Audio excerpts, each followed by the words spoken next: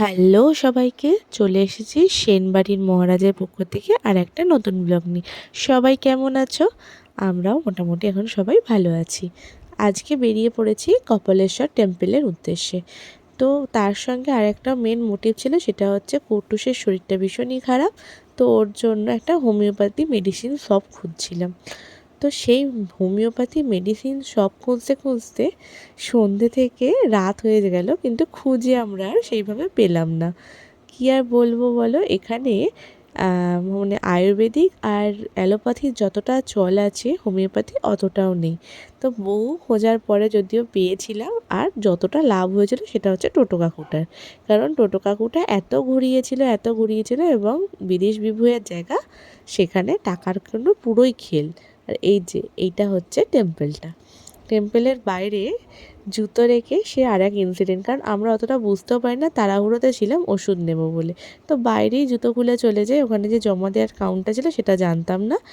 তো তারপরে সেখান থেকে সুপ্রিয় জুতোটাও চুরি হয়ে যায়। মানে এত ভালো জুতো, আর একটাই শুজ নিয়ে আমরা গেছিলাম। তো সেখান থেকে খালি পায়ে বেরিয়ে আসতে হয় এবং আবার জুতো খুঁজে জুতো কিনতে হয়, মানে বিশাল ব্যাপার ছিল। এই যে দেখো, আর এখানটা হচ্ছে আবার স্নানের জায়গা, এখানে ঠাকুরের জল রাখা আছে। তো এখান থেকে বেরিয়ে এটা হচ্ছে রামকৃষ্ণ মঠ। এই রামকৃষ্ণ মঠটা দেখি আমরা সোজা চলে গিয়েছিলাম, আর কিছু না দেখে। সেটা হচ্ছে আমাদের গন্তব্য হচ্ছে হোমিওপ্যাথি মেডিসিনের জন্য।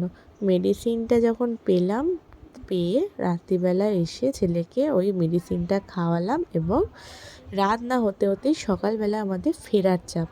তো রাত্রিবেলা ব্যাগ প্যাক করে এই যে ভোরবেলায় একদম বেরিয়ে পড়েছি। এবার কোথায়? এয়ারপোর্টে যাওয়ার উদ্দেশ্যে। এই যে অটো করে আমরা যাচ্ছি, আর কুট্টুসকে অনেক সকাল সকাল তুলে দিয়েছি, বেচারার একটু একটু ঘুমও আসছে। সুপ্রিয়র জুতোটা যে চুরি করেছিল তাকে আমার অনেক থ্যাংক ইউ, কারণ আমাদের বাড়ির সবাই এবং অনেকেই বলেছে যে মন্দির থেকে জুতো চুরি হয়ে যাওয়া মানে হচ্ছে বিপদ কেটে যাওয়া। তো আমার মনে হয় সেখান থেকে আমাদের কিছুটা বিপদ কেটে গেছে। তো জুতো কিনে রাত্রিবেলা তো কোনো রকমে বাড়ি এলাম, কোনো রকমে ব্যাগ প্যাক করেই, কারণ কিছুই ফেলে আসা যাবে না। হোটেলে ফেলে রাখা মানে হচ্ছে নিজের লস। তো কোনো রকমে গুছিয়ে এসে, আর যেহেতু মর্নিং ফ্লাইট, 7টার মধ্যে আমরা বেরিয়ে পড়েছিলাম হোটেল থেকে। এখানে দেখো এসে লাউঞ্জে বসে আছি সব চেকিং ক্লিয়ার করে।